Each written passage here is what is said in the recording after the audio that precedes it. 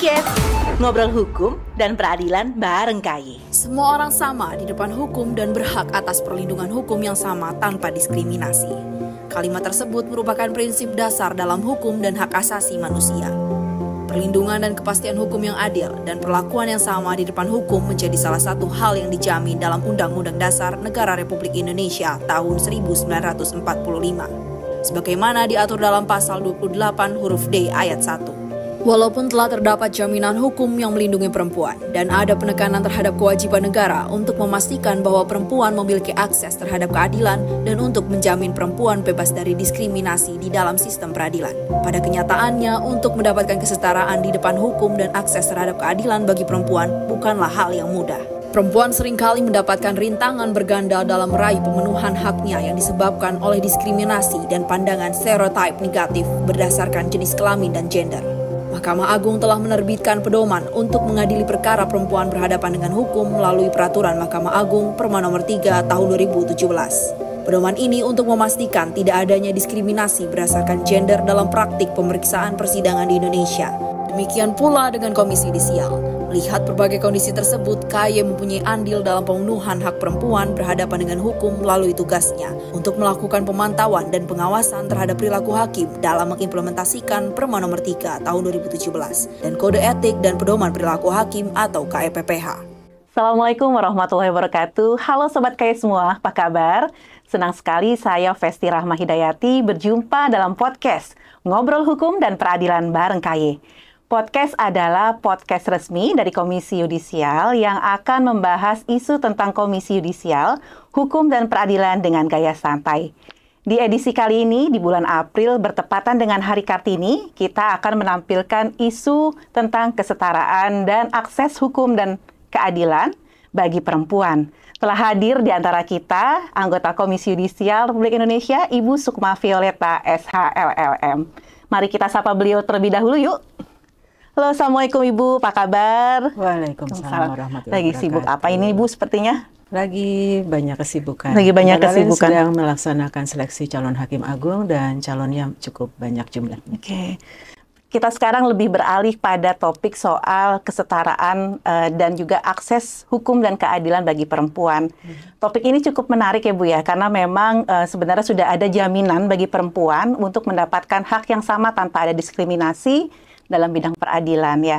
Bagaimana menurut Ibu, pandangan Ibu tentang kesetaraan gender ini dalam sistem peradilan Ibu? Baik, terima kasih Mbak Festi. Jadi dalam sistem peradilan kita tentu merefer kepada Undang-Undang Dasar 1945 di mana perlakuan setara antara perempuan dan laki-laki itu jelas ya, sama seperti konstitusi di negara-negara lain. Nah, yang menarik adalah bahwa walaupun negara itu wajib menunaikan hak konstitusional setiap warga negara tanpa perbedaan, berarti diberikan kepada perempuan maupun laki-laki, akan tetapi ada ketentuan di dalam Undang-Undang Dasar kita bahwa dibolehkan memberikan kemudahan, dibolehkan memberikan perlakuan khusus kepada pihak-pihak tertentu yang apabila itu tidak diberikan, maka dikhawatirkan justru pemenuhan hak konstitusionalnya tidak tercapai. Nah, hal ini biasanya ditujukan kepada kelompok marginal dan perempuan termasuk dalam kategori ini, terutama di depan hukum. Oleh karena itu, apa yang dilakukan oleh Indonesia ini sejalan dengan yang ditentukan oleh masyarakat internasional. Sudah ada konvensi CEDAW, itu merupakan konvensi tentang penghapusan diskriminasi terhadap perempuan. Jadi dari basis konstitusi dan juga basis dari berbagai undang-undang sebenarnya sudah sangat kuat yang sudah terdapat di Indonesia. Oke Bu, baik. Sebenarnya apa saja sih Bu permasalahan yang dihadapi oleh perempuan ini dalam mendapatkan akses atau juga kesetaraan gender di dalam sistem peradilan termasuk Indonesia? Baik, Mbak Festi. Jadi memang walaupun di Undang-Undang Dasar dan di Undang-Undang kita sudah jelas ya tentang kesetaraan perempuan di hadapan hukum, akan tetapi dalam prakteknya perempuan mengalami berbagai hal yang sebenarnya to some extent itu karena undang-undang juga sifatnya netral, terutama perundang-undangan yang terkait dengan proses di persidangan. Jadi misalnya di dalam undang-undang itu kan seharusnya setiap orang termasuk perempuan itu bebas dari tekanan, begitu kan ya. Akan tetapi di dalam persidangan itu seringkali kita melihat bahwa ada proses yang menjadikan perempuan ketika menjadi perempuan berhadapan dengan hukum, artinya perempuan dalam kapasitas sebagai korban, perempuan dalam kapasitas sebagai saksi di pengadilan maupun sebagai pelaku, itu seharusnya perempuan terbebas dari tekanan. Dan biasanya bentuk tekanan itu adalah pertanyaan-pertanyaan yang sifatnya menjerat. Dan pertanyaan itu sering arahnya menjadikan merendahkan martabat perempuan itu sendiri. Jadi sebenarnya pengadilan adalah tempat di mana keadilan dicari oleh masyarakat, akan tetapi sistem sedemikian rupa dan praktek sedemikian rupa juga menjadikan perempuan mengalami diskriminasi ketika di dunia peradilan. Oleh karena itu memang diperlukan lagi satu ketegasan dari negara untuk menjamin perempuan di dalam dunia hukum, di muka peradilan itu terjamin hak-haknya sesuai dengan yang ditentukan oleh Undang-Undang Dasar.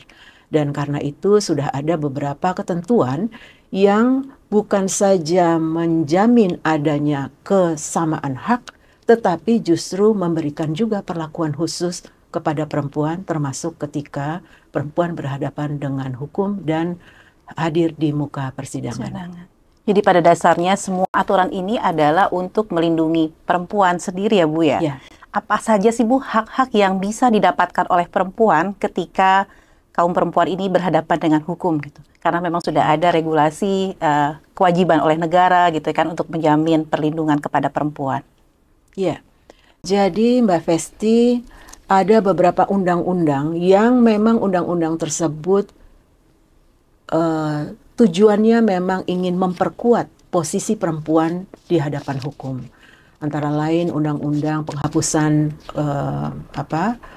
KDRT dan kemudian penghapusan kekerasan seksual dan ada undang-undang lain tentunya. Tapi dua ini memang selalu diperhatikan oleh publik ketika undang-undang tersebut diimplementasikan oleh aparat penegak hukum. Nah, antara lain di dalam undang-undang tersebut dan kemudian dikukuhkan lagi oleh Peraturan Mahkamah Agung nomor 3 tahun 2017 untuk lebih memperjelas bagaimana seharusnya memperlakukan perempuan berhadapan dengan hukum dalam kapasitasnya baik sebagai korban, perempuan sebagai saksi maupun perempuan sebagai pelaku. Nah, di situ memang agak menarik karena di dalam perundang-undangan lainnya tidak ada perlakuan khusus, tetapi untuk perempuan hal tersebut dinyatakan secara tegas di dalam undang-undang kita, dan kemudian ini lebih diperjelas lagi oleh Perma agar secara operasional di pengadilan hal tersebut benar-benar diimplementasikan secara efektif. Antara lain ada ketentuan di dalam undang-undang yang menyatakan bahwa hakim itu perlu memperhatikan, mempertimbangkan ketimpangan yang dialami oleh perempuan. Jadi misalnya begini, ada banyak kasus ya di mana perempuan sebagai pelaku, ini contoh saja ya, perempuan ini menjadi kurir narkoba. Padahal perempuan tersebut melakukannya karena sebenarnya bandarnya suaminya, begitu ya. Mungkin bukan tingkat bandar ya, tapi suaminya penjual utamanya adalah dia. Dan posisi perempuan karena sudah dikonstruksikan secara sosial itu adalah manut pada suaminya. Kalau ditanya dia tidak mau menjadi kurir karena dia tahu itu adalah perbuatan yang sangat tercela, sudah jelas itu juga merupakan tindak pidana, dan dia memikirkan bahwa masa depan sekian banyak orang, sekian banyak generasi muda, di mana dia juga melahirkan generasi muda, itu akan hancur dengan perbuatan seperti ini. Nah, diharapkan hakim di pengadilan itu mempertimbangkan posisi yang tidak equal ini. Sehingga ketika memperlakukan perempuan juga dalam persidangan itu tidak seperti memperlakukan ya para kurir narkoba yang tidak mengalami diskriminasi yang dikonstruksikan dalam nilai-nilai sosial. Juga ada itu sudah beberapa kali kita mendengar, jadi perempuan tersebut karena dia diduga melakukan tindak pidana, kemudian dia ditahan, padahal kondisinya hamil. Yeah. Nah, di sementara kita juga melihat ada banyak tersangka laki-laki yang tidak mengalami apa yang dialami oleh perempuan, dalam hal ini tidak dalam keadaan hamil, itu tidak ditahan. Dan hal tersebut merupakan kewajiban bagi hakim untuk sebenarnya APH kalau penahanan kan sejak dari kepolisian dan kejaksaan, tapi karena ini Perma ini lebih menegaskan itu agar menjadi perhatian bagi hakim agar memperlakukan perempuan memang dengan perlakuan khusus, sekali lagi itu dalam rangka affirmative action. Selanjutnya juga perempuan tidak boleh diperlakukan secara diskriminatif, ya. Jadi perundang-undangan termasuk hukum acara di persidangan itu sifatnya netral, berlaku untuk perempuan maupun berlaku untuk laki-laki. Nah, di ketentuan ini ingin memberikan arahan kepada hakim agar tidak apa-apa memberikan perlakuan khusus, karena itu justru dalam rangka memperjelas bahwa hak konstitusional perempuan tersebut benar-benar diperoleh oleh perempuan tersebut. Juga seringkali hakim itu fokus pada fakta persidangan, gitu ya, tidak melihat seperti tadi itu. Dia memang menjual narkoba, itu perbuatan sangat tercela, tapi harusnya dilihat lagi latar belakangnya, posisi perempuan tersebut dan seterusnya, yang itu sebenarnya terjadi di semua level masyarakat, tidak saja perempuan di tingkat ekonomi di bawah, menengah, bahkan di atas pun kita juga sudah melihat hal tersebut memang terjadi. Dan kembali lagi, dampak psikis yang dialami oleh perempuan itu agar dipertimbangkan secara khusus oleh hakim. Di persidangan. Jadi misalnya ya, perempuan sebagai pelaku, dia hamilnya tidak diinginkan, apakah korban perkosaan atau dia ditinggal oleh laki-laki yang membohonginya dan sebagainya, sehingga anak tersebut misalnya dilenyapkan nyawanya. Nah, latar belakang tersebut itu harus benar-benar dipertimbangkan, karena berbeda sekali dengan kasus di mana ya mungkin misalnya dilakukan oleh laki-laki, karena kebanyakan pembunuhan dilakukan oleh laki-laki itu ya karena emosi, ya karena ingin menguasai sesuatu, karena aspek kekuasaan yang tidak bisa dikendalikan dalam dirinya. Nah, karena itu tentang do dan don'ts yang harus dilakukan oleh hakim sebenarnya sudah mendapatkan arahan yang jelas. Pertama, sebenarnya memang sudah ditentukan di dalam undang-undang, dan di dalam peraturan Mahkamah Agung tahun 2017 ini semakin dioperasionalkan. Jadi sangat diharapkan ketika semua hal sudah tersedia gitu ya di depan hakim, bahwa hakim tersebut benar-benar akan melaksanakannya, sekali lagi dalam rangka menjamin bahwa hak-hak perempuan benar-benar diwujudkan, dan itu tanda bahwa negara melindungi dan semua aparat negara, semua aparat pemerintah juga melakukan hal yang sama bagi perempuan. Baik Ibu, Perma 3 2017 ini kan kurang lebih sudah berjalan selama 7 tahun hingga saat ini ya Bu ya. 7 tahun itu sudah proses yang cukup untuk bagi para hakim seperti Ibu tadi menjalankan do and don'ts ketika berpedoman pada perma tersebut. Bagaimana Ibu sebagai anggota KY memandang implementasi pedoman tersebut oleh para hakim saat ini? Apalagi tersebut memang hakim ya, untuk hakim-hakim laki-laki gitu misalnya, sensitivitasnya seperti dalam pertanyaannya seperti apa, atau bagaimana mereka, apakah para hakim ini memang sudah menjadikan pedoman gitu perma ini sebagai dalam memutus perkara perempuan berhadapan dengan hukum? Ya, baik. Pertanyaannya sangat baik Mbak Festi. Jadi dari hasil pemantauan yang dilakukan oleh Komisi Yudisial, ya karena Komisi Yudisial itu salah satu wewenang dan tugasnya adalah melakukan pemantauan persidangan. Ya, jadi ada petugas dari Komisi Yudisial yang hadir dalam persidangan, kemudian memantau, mengobservasi dan mencatat apa-apa yang terjadi di dalam proses persidangan tersebut. Nah, kami memang melihat ada sejak keluarnya Perma ya, ada banyak perubahan yang mengarah kepada positif untuk memperlakukan perempuan sesuai dengan ketentuan yang berlaku. Akan tetapi bagaimanapun memang masih banyak juga hal-hal yang tidak diharapkan tapi tetap terjadi di pengadilan. Contohnya dalam hal mengajukan pertanyaan.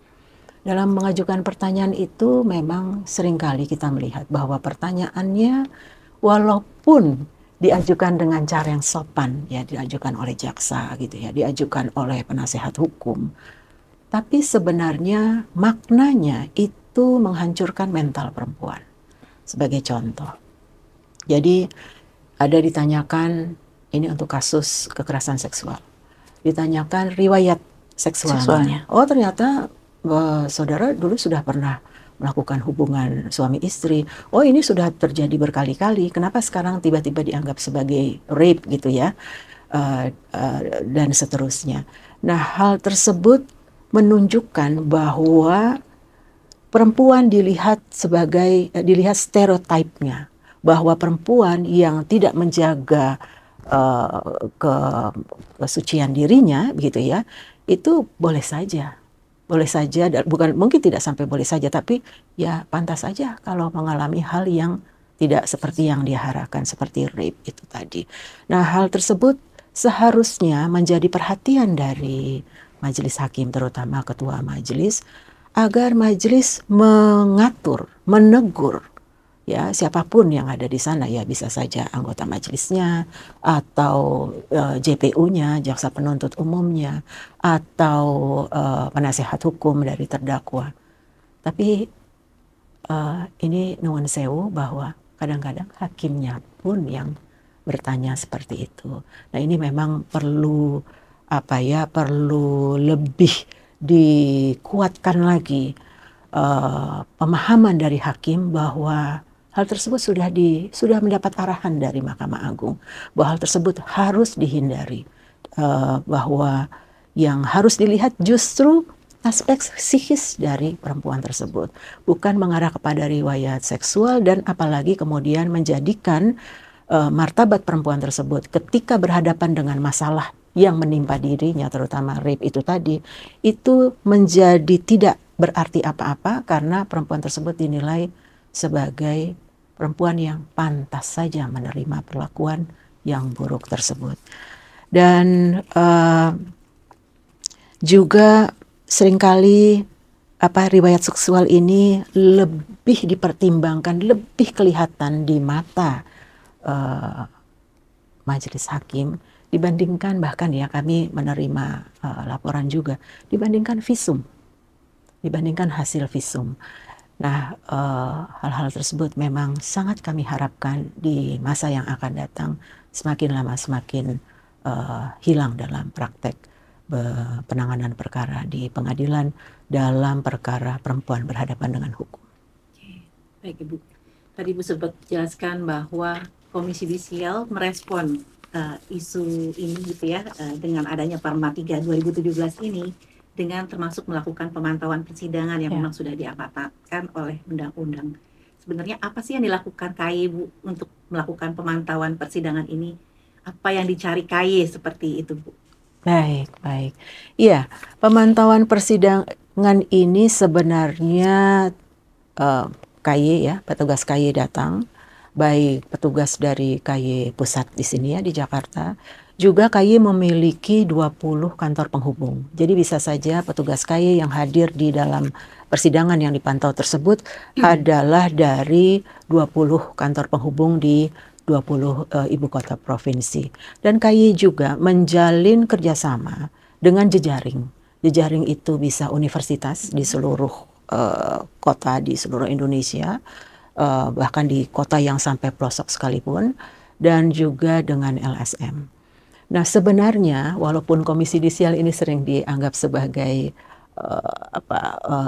pengawas hakim gitu ya, kadang-kadang dilihatnya hati-hati dengan Komisi Yudisial gitu ya, mencari kesalahan hakim. Tetapi sebenarnya kalau untuk pemantauan persidangan, tujuannya justru yang bersifat preventif. Karena juga di dalam prakteknya akhirnya kami kan mendapatkan permohonan dari masyarakat ya, masyarakat memohon dalam penanganan perkara begini-begini, kemarin sudah melihat hakimnya melakukan A, B, C dan seterusnya, dan ketika Komisi Yudisial menghadiri persidangan tersebut itu hilang itu. Jadi intinya memang ada daya yang bersifat preventif bahwa hal tersebut tidak dilakukan lagi ke depannya dan ke depannya. Ini agak berbeda dengan penanganan laporan masyarakat, karena di sisi lain Komisi Yudisial menerima hampir 1.500-2.000 laporan masyarakat per tahunnya, Mbak Festi, tentang dugaan pelanggaran kode etik hakim. Nah, kalau ini memang sifatnya bukan preventif, ini memang sifatnya kalau memang terbukti bahwa hakim tersebut melakukan pelanggaran kode etik, maka diusulkan dikenakan sanksi. Baik, Ibu. Tadi sudah dijelaskan bahwa pemantauan persidangan ini juga dilakukan untuk perkara perempuan berhadapan dengan hukum.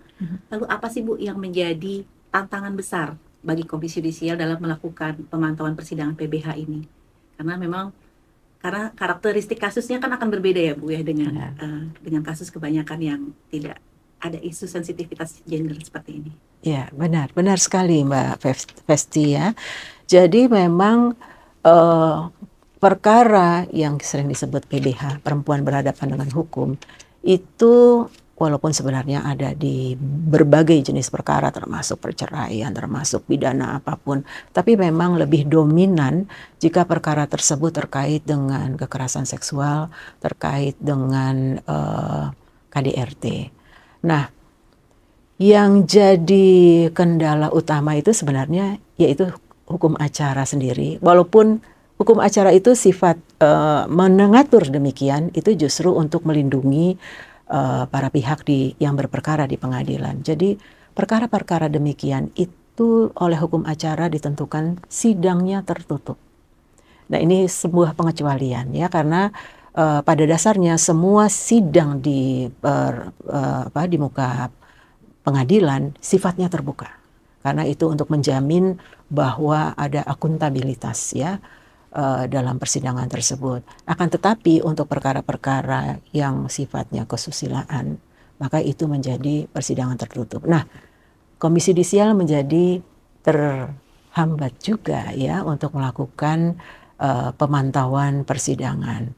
Oleh karena itu Komisi Yudisial berharap ada pihak-pihak yang terkait dengan PBH tersebut yang kemudian bekerja sama dengan kami untuk kemudian menjadi lebih jelasnya apa yang sebenarnya terjadi, dan kita terus menjalin kerjasama tersebut dalam berbagai aspek yang terkait dengan pemantauan persidangan PBH. Oke, baik Ibu. Ke depan apa kira-kira yang akan dilakukan oleh KY untuk memastikan adanya kesetaraan gender dalam ketika perempuan berhadapan dengan hukum ini, Bu? Tadi kan sudah disebutkan ya bahwa Komisi Yudisial memiliki jejaring gitu ya, mengadakan mungkin melakukan pemantauan mandiri atau apa Ibu sebutannya kalau untuk KY sendiri? Baik. Ya, kami melihat peluang utamanya Mbak Festi terkait dengan pemantauan, khususnya kita fokus saja ya kepada perkara-perkara di mana perempuan berhadapan dengan hukum, itu di perkara yang khas PBH, yaitu perkara KDRT, perkara kekerasan seksual, yang karena sifatnya tertutup tersebut, maka kami berupaya untuk menjalin kerjasama dengan pendamping. Jadi memang di dalam dua undang-undang tersebut itu diperkenalkan satu institusi baru, di mana biasanya kalau di dalam perkara pidana yang bisa didampingi itu hanya terdakwa, gitu kan ya. Dan didampinginya oleh siapa? Ya oleh penasehat hukum. Nah, sedangkan pendamping ini itu bisa mendampingi bukan saja pelaku, artinya perempuan sebagai pelaku, perempuan sebagai terdakwa, tapi juga ketika perempuan hadir di persidangan untuk memberikan keterangan sebagai saksi, atau bahkan ya sebagai korban. Jadi memberikan keterangannya itu keterangan dia sebagai korban. Dan pendamping ini tidak perlu harus advokat gitu ya. Advokat itu kan berarti harus memenuhi kualifikasi tertentu. Siapa saja. Nah, kebanyakan yang kami perhatikan dan dari berbagai pertemuan kami dengan jejaring, kebanyakan yang mendampingi PBH ini adalah NGO, teman-teman LSM. Oleh karena itu kami ke depan ini akan terus melakukan kerjasama yang lebih intens lagi agar kami juga sampai kepada para pendamping tersebut. Nah, yang akan kami lakukan adalah semacam memberikan pengetahuan, khususnya pengetahuan hukum gitu ya, untuk pendamping tersebut ketika mendampingi si PBH ini, perempuan berhadapan dengan hukum, dia juga bisa melihat semua situasi di dalam persidangan tersebut. Yang akhirnya dialah yang menjadi pemantau dalam persidangan tersebut. Kembali lagi, pemantauan ini sifatnya preventif, Mbak. Jadi bukan dalam kerangka bahwa ya ketuanya begini, anggotanya begini. Nanti jangan lupa ya, kami ini kan akan dikenakan sanksi. Arahnya tidak ke sana. Arahnya lebih kepada kemudian hal-hal tersebut kami kompilasi dan kami ini mempunyai beberapa jalur lainnya selain kami selalu melakukan koordinasi dengan Mahkamah Agung. Terlebih lagi kami juga mempunyai wewenang dan pelaksanaan tugasnya adalah memberikan pelatihan bagi hakim. Jadi ada unit di Komisi Judisial, Mbak Fetsi, yang merupakan unit peningkatan kapasitas hakim. Itu dalam setiap tahun sekitar 600 hakim yang menjadi peserta dari training dengan Komisi Judisial. Nah, di dalam setiap training itulah kami menyampaikan hal-hal yang terkait dengan isu PBH ini. Karena isu PBH ini tidak kami adakan hanya dalam kegiatan yang terkait dengan PBH, tetapi dalam semua kegiatan kami. Jadi kami melakukan semacam pengarus utamaan kesetaraan gender.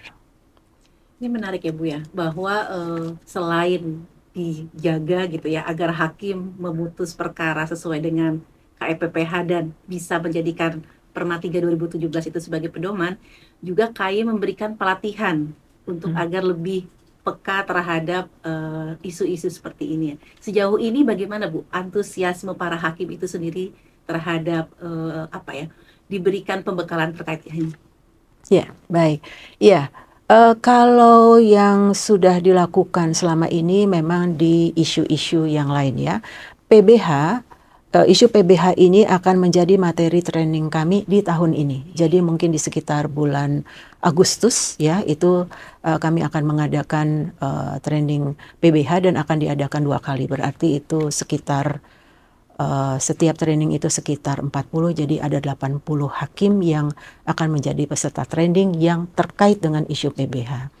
Nah, sedangkan dalam training-training kami sebelumnya itu terkait dengan isu memberikan pemahaman tentang kode etik dan pedoman perilaku hakim. Tentu para hakim ini sudah baca kode etiknya, tetapi kami memberikan materi mengajak hakim untuk patuh pada KEPPH itu dengan metode yang berbeda.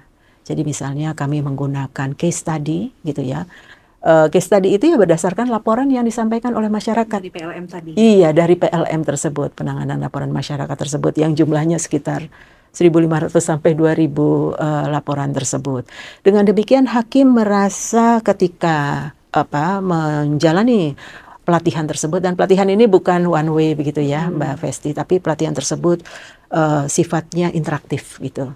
Dan selalu diskusi kelompok dan seterusnya, dan memberikan kesempatan seluas-luasnya kepada peserta. Jadi kami menggunakan metode adult learning, dan khusus karena ini menggunakan materi di mana hakim sendiri mengalami hal tersebut, jadi kita juga menggunakan metode experiential learning, sehingga itu kami harapkan lebih melekat pada hakim tersebut bahwa hal ini memang saya lihat sendiri. Apakah saya alami sendiri atau saya lihat kolega saya melakukan tersebut dan sebagainya, dan hal tersebut ke depan saya harus menghindarinya. Dan ada beberapa metode lainnya yang memang digunakan oleh Komisi Yudisial untuk menyampaikan materi mengenai kode etik hakim, kembali lagi dengan cara yang tidak mencekoki begitu ya, tetapi dengan cara di mana hakim tersentuh hatinya bahwa ini memang merupakan kewajiban sebagai hakim, karena hakim adalah profesi yang martabatnya sangat tinggi. Karena itu harus dari dalam diri hakim itu sendiri menyadari untuk tidak melakukan hal-hal yang bertentangan dengan kode etik. Dan dengan metode yang bervariasi seperti ini, kami akan mengadakan pelatihan bagi hakim khusus untuk isu perempuan berhadapan dengan hukum. Dengan demikian harapan kami itu bisa langsung melekat pada hakim, dan ketika mereka menangani perkara perempuan berhadapan dengan hukum, mereka langsung mengimplementasikannya. Itu yang menjadi harapan kami. Semoga bulan Agustus nanti berjalan lancar ya Bu ya, untuk peningkatan kapasitas terkait dengan pemahaman PBH ini untuk para hakim. Ya, sangat diharapkan. Senang Terima sekali kasih. untuk pembicaraan pada siang hari ini akan memperkaya kita soal kesetaraan dan juga akses hukum dan peradilan bagi perempuan. Dan benar-benar ya, Komisi Yudisial itu merespon dengan sangat positif dengan beberapa wewenang dan tugasnya. Nah, demikian Sobat KY, obrolan kita bersama anggota Komisi Yudisial, Ibu Sukma Violeta SHLLM, soal kesetaraan dan akses terhadap hukum dan peradilan bagi perempuan. Kami ucapkan terima kasih kepada Ibu Sukma Violeta yang telah berkenan menjadi narasumber podcast edisi kali ini. Makasih juga buat Sobat KY semua yang sudah menonton tayangan podcast edisi kali ini. Jangan lupa untuk like, komen, dan subscribe ya. Demikian podcast edisi kali ini, dan sampai jumpa di edisi mendatang. Bye!